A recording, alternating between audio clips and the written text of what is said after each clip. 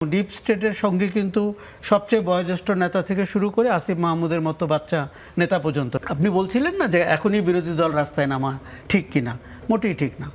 বিএনপিকে খুব ঠান্ডা মাথায় ভাবতে হবে, কোনো শাসন কিন্তু চিরস্থায়ী না। বিএনপির লোকরা এটা বোঝে না তা কিন্তু না, তারা বোঝেন ক্ষমতায় গেলে আমাদেরকে একটা ডিফারেন্ট মাইন্ডসেট পেয়ে বসে।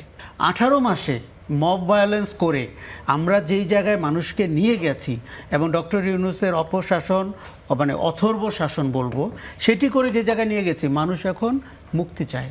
আপনি যে আজকে সংসদে যে বিতর্ক দেখছেন, আমি পরিষ্কার আপনাকে বলে দিচ্ছি এটা অহেতুক বিতর্ক। ধরুন মোটা দাগে যদি বলি যে বিএনপি যদি এইভাবে বলে যে আমাদেরকে ফ্রেমিং করার চেষ্টা করা হচ্ছে, এখন পর্যন্ত এই গণভোটকে তারা বাতিল বলে নাই, এখন পর্যন্ত এই গণভোটের রায় তারা বাস্তবায়ন করবেন না এইটা তারা বলে নাই, তারা সময় নিয়েছেন, তারা যে কয়টা অবজারভেশনের কথা বলেছেন। এখন আপনি এর আগের প্রশ্নের শেষ যেখানে ছিল যে বিএনপি যদি এটা বাস্তবায়ন না করে তাহলে বিএনপির কী লাভ? দেখুন, আমি গত কয়েকদিন থেকে এই প্রশ্নটি নিজেকেও জিজ্ঞেস করেছি যে বিএনপি এই সংস্কারের ব্যাপারে যদি বাস্তবায়নের দিকে না যায় তাহলে তার রাজনৈতিক লাভ কী হবে। বিএনপি তো দেখুন, এই এনসিপির বলি আর যারা বলি তারা তো 2 বছরের বেশি বয়স না। বিএনপি তো 17 বছর ক্ষমতার করিডোরের বাইরে ছিল এবং কি অত্যাচারের শিকার হয়েছে। তাদের তো সবচেয়ে আগ বাড়িয়ে মানবাধিকার কমিশন, গুম প্রতিরোধ এবং প্রতিকার কমিশন, তারপরে সাংবিধানিক প্রতিষ্ঠানগুলো, দুর্নীতি দমন কমিশন, নির্বাচন কমিশন, তথ্য কমিশন, এগুলোর পক্ষে জোরালো বক্তব্য রাখা উচিত। এখন দেখুন, আপনি বলতেই পারেন যে আমরা আমাদের মতো করে করব, যেটা একটা বলার একটা কালচার এখন দেখতে পাচ্ছি। কিন্তু আপনার মতো করে করার আগে যতদূর আমরা এগিয়েছিলাম সেটা যাচাই বাছাই করে আপনি একটা জায়গায় সম্মত হন। আপনি সেই অর্ডিন্যান্সগুলো বাতিল না করে, বাতিল করাতে দেখুন কেউ কেউ সংখ্যা নিয়ে কথা বলছে, 133টির মধ্যে 98টি তো হুবহু গেল। এটি সংখ্যার বিচারের বিষয় না, এটি হচ্ছে গুরুত্বের বিষয়।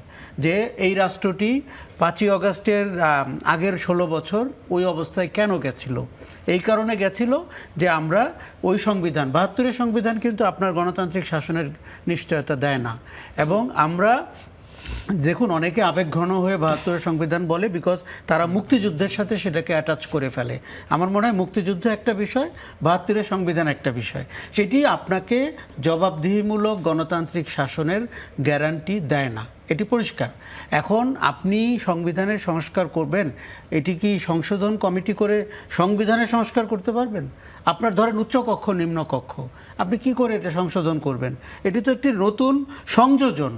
সংবিধানে আপনি উচ্চকক্ষ নিম্নকক্ষ ঢোকাবেন, এটি তো ফান্ডামেন্টাল জিনিস। আপনি এই ঘরের ভিতরে বসে ইন্টেরিয়র চেঞ্জ করতে পারবেন, বাট হোয়াট ইফ এক্সটেরিয়র? সেটা আপনি ঘরের ভিতরে বসে কি করে করবেন? এটি কিন্তু দেখুন, বিএনপির লোকরা এটা বোঝে না তা কিন্তু না, তারা বোঝেন ক্ষমতায় গেলে আমাদেরকে একটা ডিফারেন্ট মাইন্ডসেট পেয়ে বসে। সেই মাইন্ডসেটের আপনার ওই আগের উত্তরে যেটা আমি করতে পারিনি এখন বলে দিই। দেখুন, এখানে অনেক প্রভাবশালী গোষ্ঠী আছে, ডিপ স্টেট বলা হয়, এবং ডিপ স্টেটের সঙ্গে কিন্তু সবচেয়ে বয়োজ্যেষ্ঠ নেতা থেকে শুরু করে আসিফ মাহমুদের মতো বাচ্চা নেতা পর্যন্ত। খেয়াল করেন, সেখানে সেনাবাহিনীর ব্যাপার আছে, সেখানে গত 17 বছর আয়নাঘর, গুম খুন কারা করেছে? সব আইন শৃঙ্খলা বাহিনী করেছে, মানে র্যাব করেছে, ডিজিএফআই করেছে, সেনাবাহিনীর সদস্যরা করেছে। তাহলে আপনি 18 মাস তো এই প্রক্রিয়াতে এগিয়ে গিয়েছিলেন। আমরা দেখতে চাচ্ছিলাম এবং পেয়েছিলাম যে 13 জন সেনা অফিসারকে আপনি কোর্টের বারান্দায় নিয়ে যাচ্ছেন, কারাগারের বাস থেকে তারা নামছে। এবং আপনি যে 111-এর ষড়যন্ত্রের জন্য গত সপ্তাহে 3 জনকে অ্যারেস্ট করলেন, আমাদের ভাবতে খুব ভালো লেগেছে। অপরাধী যেই হোক, সেটি সেনাবাহিনীর লোক হোক, ব্যুরোক্রেসি হোক, রাজনীতিবিদ হোক, ব্যবসায়ী হোক, তাকে আপনি আইনের আওতায় আনতে পারছেন। এখান থেকে আপনি কিন্তু পিছিয়ে যাবেন যদি আপনি মানবাধিকার কমিশন নিয়ে কাজ না করেন, গুম প্রতিকার এবং প্রতিরোধ কমিশনকে বাদ দিয়ে দেন। আচ্ছা, দ্বিতীয় হচ্ছে সুশাসনের প্রশ্ন। সাংবিধানিক প্রতিষ্ঠানগুলো যদি দলীয় নিয়ন্ত্রণে থাকে, সরকারের নিয়ন্ত্রণে থাকে, তার তো পরিণতি কী হতে পারে শেখ হাসিনা আমাদের দেখিয়ে গেছেন। আমরা সেই জায়গাটিতে আবার কেন যাচ্ছি? আমরা কি ভূতের মতো পেছন দিকে যাওয়ার সিদ্ধান্ত নিয়েছি নাকি সামনের দিকে যাওয়ার সিদ্ধান্ত নিয়েছি?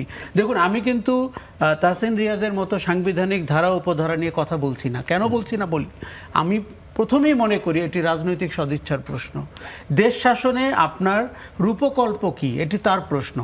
আপনিও আগামী 6 মাস সংবিধানকে বিভিন্নভাবে ব্যাখ্যা বিশ্লেষণ করতে পারবেন, অন্য পক্ষও পারবে, এবং বলাই হয় এটা ইন্টারপ্রিটেশনের উপরে। রাইট, এটি কিন্তু বাইবেল না, এটি ইন্টারপ্রিটেশনের উপরে। এই যে বলা হচ্ছে যে সংসদ সার্বভৌম, ইজ ইট ট্রু? জনগণ সার্বভৌম, তার প্রতিনিধি নির্বাচিত হয়, সে সংসদকে সার্বভৌম করে জনগণের অভিপ্রায় অনুযায়ী। এখন মানুষ তো ভোট দিয়েছে আপনার 70% হ্যাঁর পক্ষে, তাহলে সার্বভৌম সিদ্ধান্তকে আপনি কি 2/3 মেজরিটি দিয়ে কাউন্টার করছেন? এটি তো এক ধরনের ক্ষমতার দম্ভও বলা যেতে পারে। বিএনপিকে খুব ঠান্ডা মাথায় ভাবতে হবে, কোনো শাসন কিন্তু চিরস্থায়ী না, এটি আমাদের বুঝতে আমার মনে হয় সবার। আরেকটা জিনিস আপনাকে আমি বলি, আপনি বলছিলেন না যে এখনই বিরোধী দল রাস্তায় নামা ঠিক কিনা, মোটেই ঠিক না। দেখুন, মানুষ শেখ হাসিনার বিদায় চেয়েছে, এতে কোনো সন্দেহ নেই। 18 মাসে মব ভায়োলেন্স করে আমরা যেই জায়গায় মানুষকে নিয়ে গেছি, এবং ডক্টর ইউনূসের অপশাসন, মানে অথর্ব শাসন বলবো, সেটি করে যে জায়গায় নিয়ে গেছি, মানুষ এখন মুক্তি চায়, সে রেসপাইট চায়। সে মনে করছে ভাই এইসব সংবিধান সংস্কার না, আমার দ্রব্যমূল্য ঠিক করো, অর্থনীতি ঠিক করো। আপনি জানেন যে এখন এই যে পার্লামেন্টে এত অধিবেশন হয়েছে, স্বাস্থ্য নিয়ে কোনো কথা হয়েছে? হামের টিকা নিয়ে কোনো কথা হয়েছে? এনার্জি নিয়ে কথা হয়েছে? অর্থনীতি নিয়ে কথা হয়েছে? হয়নি। কাজেই আমরা এই আলোচনা, আমি আপনাকে একদম হলফ করে বলতে পারি, একটি রুমের মধ্যে 1 ঘন্টার আলোচনায় আপনি এই সব প্রশ্নের উত্তর সমাধান করতে পারবেন, যদি আপনার সদিচ্ছা থাকে। যদি না থাকে, আগামী 5 বছর আপনি এটি টানতে পারবেন, এবং বিরোধী দলও এটি নিয়ে 5 বছর রাজনীতি করতে পারবে। আমি কিন্তু সেই সুযোগ বিরোধী দলকে দিতে চাচ্ছি না, এমনকি সরকারকেও দিতে চাচ্ছি না। আমাদের দুর্ভাগ্য কী হবে জানেন? হাসিনা ছাড়া এবং তার কমান্ডাররা ছাড়া বাংলাদেশের সব লোক তো এক পক্ষ। তো এখন এরকম 3-4টি পক্ষ কি করে হলো? সংসদে নাকি প্রতি মিনিটে 2 লাখ টাকা করে খরচ হয়। তাহলে একজন যদি 30 মিনিট একটা বক্তৃতা দেয় নিজের অভিপ্রায় অনুযায়ী, রাষ্ট্রের অপচয়টি আপনি একবার চিন্তা করেন। আর রাজনীতির জন্য বাংলাদেশ আর কত সাফার করবে? সাংঘাতিকভাবে 54 বছরে বাংলাদেশ সাফার করেছে। বলা হয়, আমি রাজনীতি বিজ্ঞান পড়েছিলাম প্রায় 5 বছর, বলা হয় রাজনীতি নাকি সবচেয়ে প্রোগ্রেসিভ অংশ, সেটি সমাজকে টেনে নিয়ে যাবে, অর্থনীতিকে টেনে নিয়ে যাবে, মানুষকে আপনার অবারিত সুযোগ তৈরি করে দিবে তার অভিষ্ট লক্ষ্যে যাওয়ার জন্য। এখানে তো ঘটনা উল্টা। রাজনীতি আপনাকে শোষণ করে, মুখ চিনে চিনে বিচার নিশ্চিত করে, আপনার সাথে দুর্নীতি করে, আপনার উপরে অপশাসন চাপিয়ে দেয়। দেখুন, রাজনীতিবিদরা এগুলো শুনলে একটু ভয় পায়, আবার 111, আবার একটি ষড়যন্ত্র, এগুলো শুনতে চায়। কিন্তু ঘটনা হচ্ছে, এই পাটাতন, এই প্রেক্ষাপট তারাই তো তৈরি করে। আপনি যে আজকে সংসদে যে বিতর্ক দেখছেন, আমি পরিষ্কার আপনাকে বলে দিচ্ছি, এটা অহেতুক বিতর্ক। এটি বিতর্ক হচ্ছে রাজনৈতিক কারণে। দেখুন, বিএনপি যে নোট অফ ডিসেন্ট দিয়েছে, বিএনপির মতো বড় দল, এমনকি আমি নিজে তখন বলতাম বিএনপি অনেক কিছুতে একমত হয়েছে পরিস্থিতির বিবেচনায়। বিএনপি কেন, সবাই আজ করতে পেরেছিলাম যে 29 সালের আগে নির্বাচন নাও হতে পারে। কেউ যদি ওই যুক্তি দিয়ে তখন বাজারে আসতো, আপনার পক্ষে আর তখন যুক্তি ছিল না। আজকে যারা সংবিধানের কথা বলছেন, তাদের মতে 29 সালেই তো নির্বাচন হওয়ার কথা। খেয়াল করেন, কাজেই ব্যাখ্যা কিন্তু এক পক্ষে না, ব্যাখ্যা 2 দিকে আছে। এখন আপনি প্রেফারেন্সিয়াল দৃষ্টিভঙ্গি নিয়ে সংবিধানকে দেখছেন। সংবিধানকে আমি উচ্চমার্গের কোনো ডকুমেন্টও মনে করছি না, আবার ছুঁড়ে ফেলে দেওয়ার মতো একটি ডকুমেন্ট তাও মনে করছি না। আপনাদের রাজনীতিবিদরা যারা পার্লামেন্টে গেছেন, তাদের মূল কাজ জনগণকে সার্ভ করা। সেই জায়গায় সে নিজেকে কিভাবে জাস্টিফাই করবে? আমি তো কোনো সার্ভ করার অ্যাটিটিউড দেখছি না। আমি আপনাকে বলে দিই, এই যে শনিবার দিন তারা আন্দোলন করবে 11 দলীয় জোট, টু আর্লি। আপনি পার্লামেন্টে গেছেন 7 দিন, আপনি সরকারের সাথে বসতে পারছেন, আপনি কমিটির মেম্বার, আপনি আবার বলছেন কমিটিতে 50-50 অংশীদারিত্বও চান, আবার আপনি যাচ্ছেন বায়তুল মোকাররমের উত্তর গেটে। মানুষ সিক অ্যান্ড টায়ার্ড এই রাজনীতির চেহারা দেখে। দেখুন, ইলেকশনের আগে আমরা ভয় পেয়ে গেছিলাম যে বাংলাদেশকে আফগানিস্তান হয়ে যাচ্ছে কিনা।